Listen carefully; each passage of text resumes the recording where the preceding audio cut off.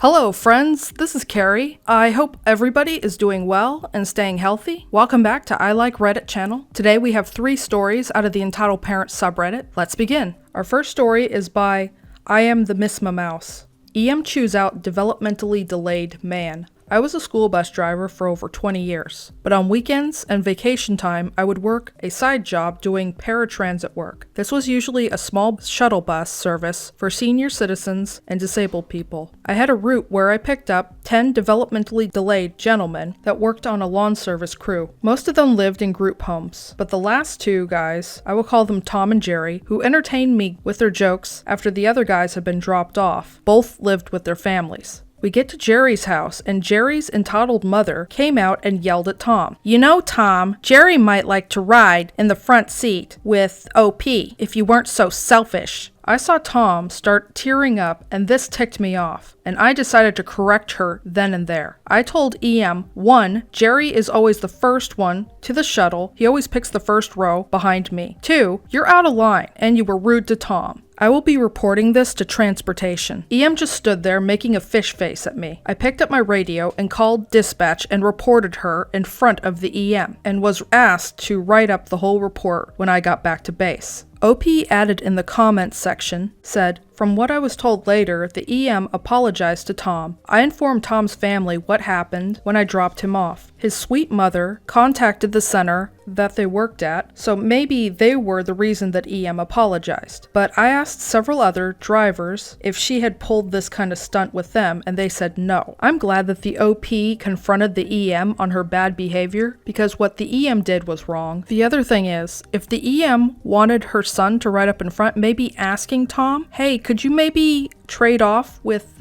Jerry and let him ride up in front maybe once or twice?" I mean, there's a nicer way of doing it without coming off as a complete jerk. But this is the problem with entitled parents, is that their entitlement in their head means that they can demand and bully whoever they want to get whatever they want, rather than the entitled mom asking Tom, "Hey, could you maybe next time let Jerry ride up in front? Or could you maybe switch off a couple of times so Jerry could ride in front?" Coming across a little bit more diplomatic might get you what you want instead. And also being flexible if the person says no, rather than throwing a temper tantrum. But this is like socialization 101. And the other point is, Tom didn't do anything wrong, and he didn't deserve to be berated, and whether or not the apology was genuine or coerced, I still think it's a step in the right direction for the entitled parent, because I think it would help them become a little bit more aware of their own behavior. Anyway, moving on to our next story.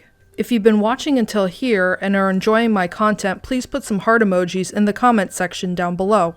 Our next story is posted by Iraseka, entitled Dad Gets Arrested, Sued, and Shows the Judge His True Colors in Court. I've had this story in my back pocket for a long time. I was never sure I should share it because it's such a typical entitled parent story, and I often see people being accused of making things up. However, I've been bored, so I decided, what the heck? I'll share. This is a 2-parter. The first part took place at a parking lot, and the final took place in court. I'm on mobile and going to use a couple of nicknames, so please bear with me. The general cast of characters are Kim, my nice neighbor, Dick, the a-hole entitled dad, and me, your fabulous OP.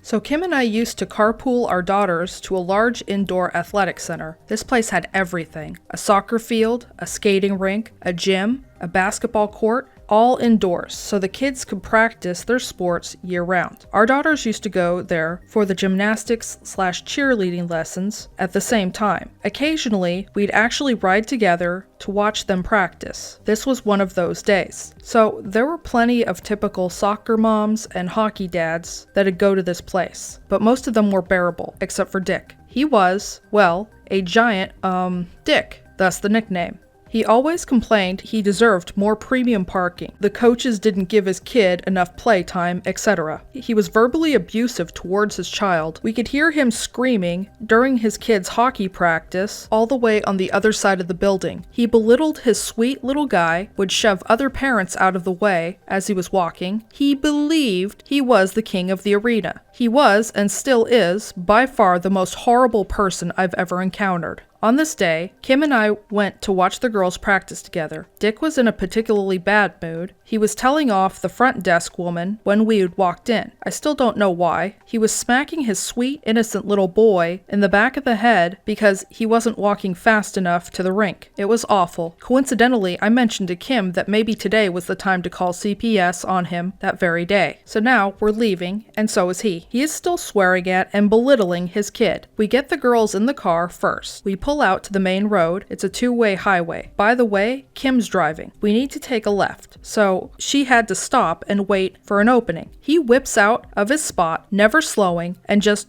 as she brakes, he slams into the back of her car. The cars were damaged, but everyone was fine. Kim, Dick, and I all got out. He immediately runs to her, screaming that she was a stupid effing bee, a dumb lady of the night, the whole 9 yards. Even though we know that she did nothing wrong, we didn't dare argue back. Kim just says, "Give me your insurance info." That's what set him off. Bam! He punches her right in the nose, screaming, "You stupid, see you next Tuesday," shattering it. The kids all jump out, begin screaming and crying. I'm trying to calm and wrangle them, and at the same time fumble for my phone to call 911. Long story short, he was arrested. There was a criminal case where he was found guilty and put on probation. He had to pay her reparations. But she sued civilly too, to make up the extra cost, lost work, pain and suffering, future medical, etc. So fast forward to the civil trial. I was there as a witness. The judge was trying to ask us questions, but he kept interrupting, being just as obnoxious and rude as always. Finally, the judge asked him straight out, "Did you punch Kim blank in the face?" His response was shocking, classic, and also ended the trial immediately. "Yeah, I punched her. Look at that bee. I gave her free plastic surgery. I just improved her ugly effing face. I did her a favor." Oh my god. So yeah, she received what she was asking for, plus some extra bonus money. Last I heard, his long-suffering wife divorced him and got a restraining order. She, the mom, brings the sweet kiddo to hockey now. She doesn't say much, but seems fine. I don't know if he has visitation, but I hope if he does, I pray it's supervised. Too long, didn't read. Entitled dad punches my neighbor in the nose after he rear-ends her and says in court that he gave her free plastic surgery. If that's how he treats the kid in public, can you imagine how he treats the kid in private? Unlike the OP, I hope the father doesn't get visitation rights to the kid. The other thing is, this guy is an abusive hothead. I would be shocked to learn if he didn't have a criminal record for assault already, because this just kind of seems on par with his typical behavior. What do you guys think? Please put your comment in the comments section down below. Moving on to our final story. Our final story is posted by Deranged Behemoth.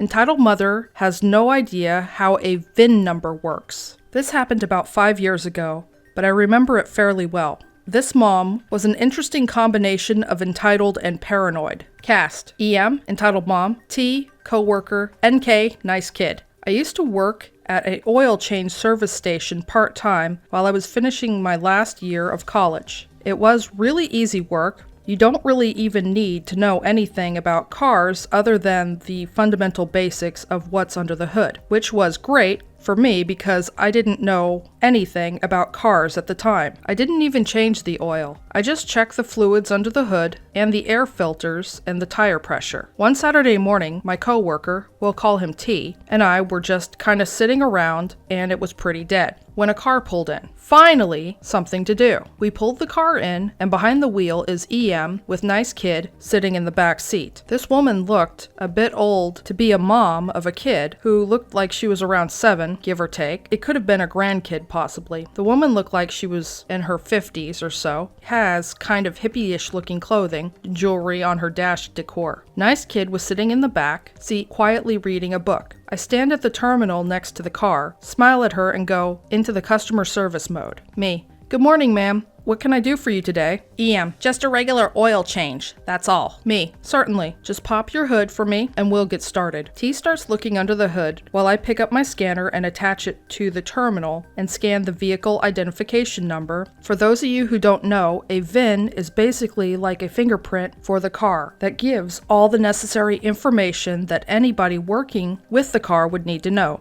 the year, make, model, unique features, specs, parts, etc. The VIN wasn't on the dash, so most likely inside the door. Me. I'm sorry, ma'am. Would you mind opening your door for me so I can scan your VIN number? EM looks at me dumbfounded, as though I asked for a kidney. EM. Excuse me? Me. Your VIN number, ma'am. I need to scan it, please. I believe it's inside your door. EM. Why on earth do you need that? Me. Well, I need to scan your car into the system so we know that we need to service your car. EM.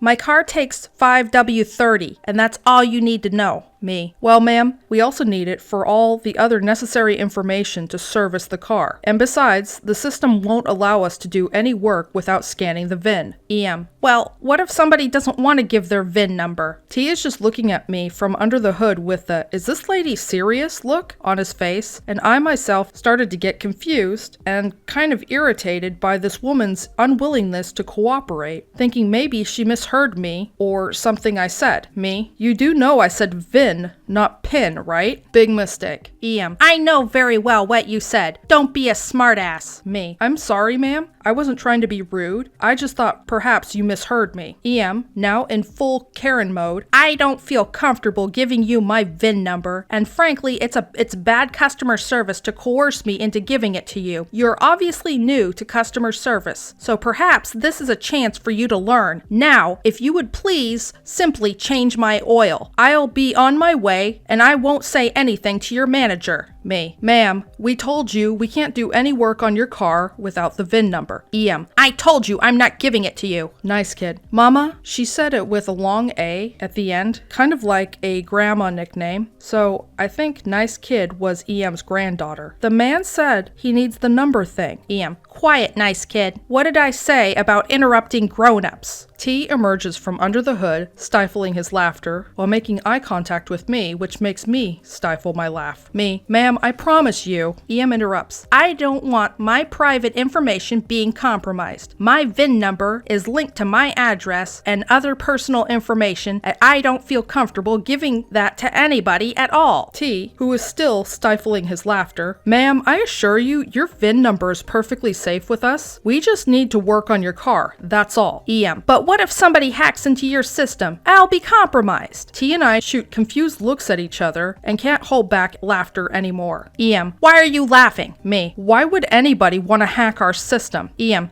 That's not the point. The point is I don't want anybody having my private information, and that's my right as an American. T still laughing. Ma'am, you do realize the place that you bought the car from, your insurance company, and any auto shop that have done work on your car all have your VIN number, right? And probably quite a few other places. EM. No, they don't. I didn't give them permission. T and I are bent over laughing at this point, making EM even madder. Me. I 100% guarantee you they do. EM. Are you going to change my oil or not? I don't have time for this. Me. I told you I can't without a VIN number. EM. Fine, then I'm taking my business elsewhere. I hope you know you lost a customer today, and I will be contacting corporate. Me. That's fine, ma'am, but I guarantee you, wherever you go, they're going to need your VIN number. EM. Just guide me out. T guides her out of the garage, and she squeals off. T and I started laughing hysterically as he points to our smiley face sign at the exit that says, "Honk if you've received great service," and says, "Aw, we didn't get our honk.